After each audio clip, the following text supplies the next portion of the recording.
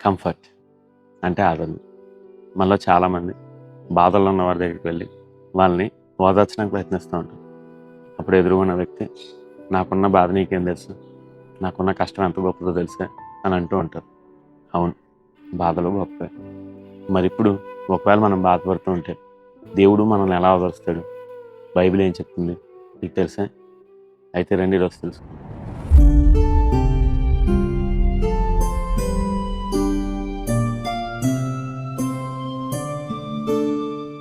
Praise the lord.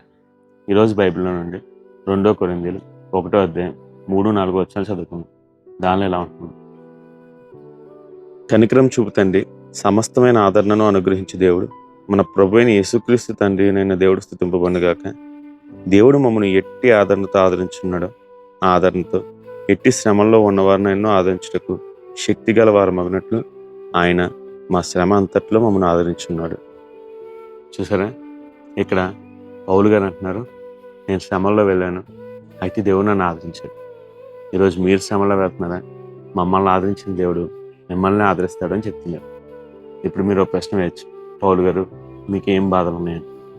అయితే పౌలు గారు తనకున్న బాధల్లో కొన్నిటిని 2 కొరింథీ 11వ అధ్యాయం 23-28 వచనాల్లో చెప్పుకుంటూ వచ్చారు. అయ్యా, చాలాసార్లు ఉపవాసాలు ఉన్నాను, తిండి లేదు, నిద్ర లేదు, చాలాసార్లు ఓడల్లో వెళ్తూ ఉంటుంటే అవి పగిలిపోయాయి, నీటిలోనే గడిపాను.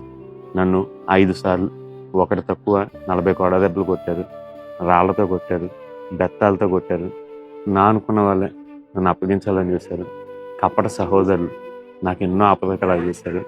ఇలా 1-2 ఎన్నో సమస్యలు వచ్చాయి. అయినా ఇవన్నీ సమస్యల్లో కూడా దేవుడు నాకు తోడున్నాడు, నన్ను ఆదరించాడు అని చెప్పి పౌలు గారు చెప్తూ ఉన్నారు. ఇక్కడ ఆదరణ అనేదానికి పౌలు గారు గ్రీకులో పెరాక్లిసిస్ అనే వర్డ్ యూజ్ చేశారు.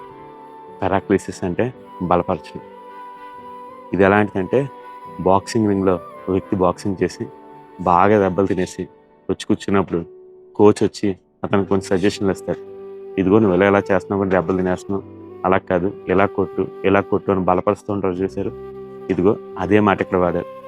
ఓదార్పు అంటే బలపరచడం. దేవుడు మనం బాధల్లో ఉన్నప్పుడు మనని బలపరుస్తాడు. ఇదిగో ఈ బలాన్ని, ఈ ఆదరణ మీరు పొందుకోవాలంటే మొదట మనల్ని మనం తగ్గించుకోవాలి. మనలో చాలామంది దేవుడు మనల్ని ఆదరిస్తూ ఉంటే మనల్ని తగ్గించుకోకుండా గర్వపడిపోతూ ఉంటాం. దేవుడు నాకే కష్టాలు ఇస్తాడు, దేవుడు నా ప్రార్థన ఎప్పుడూ ఉండు, దేవుడిని నమ్ముకున్నాను, నాకేం జరిగింది అంటారు. మీకు తెలుసా, ఒక్కోసారి దేవుడు మన శ్రమల్లో పంపేటప్పుడు మనల్ని ట్రైన్ చేస్తూ ఉంటాడు. ఎందుకు ట్రైన్ చేస్తాడు అంటే, ఇలాగే శ్రమలో ఉన్న వాళ్ళు అనేకులు మన దగ్గరికి పంపించడానికి. ఆల్రెడీ మన శ్రమను దాటి ఉంటాం కదా, ఆల్రెడీ మనం ఆదరణ పొందుకుంటాం కదా.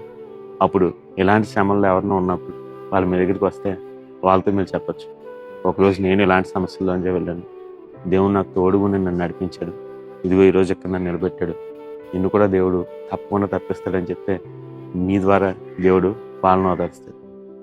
మరి ఈరోజు దేవుడిచ్చే ఓదార్పును పొందుకుంటారా?